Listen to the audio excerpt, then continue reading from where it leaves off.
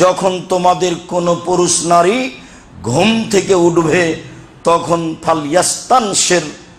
ফালইয়াস্তানসির সে যেন নাকে 3 বার পানি দিয়ে নাকটা ভালো করে ঝেড়ে নেয়।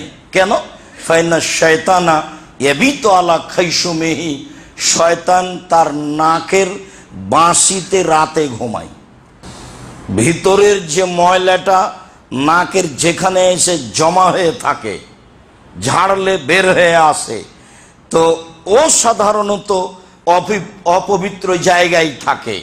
অন্য এক বর্ণনায় চলে গেছে, বলা হয়েছে ইন্না হাজিহি হুসুরাতুন লিশ-শায়তান, টয়লেট হচ্ছে শয়তানের উপস্থিতির জায়গা। টয়লেটে শয়তান থাকে।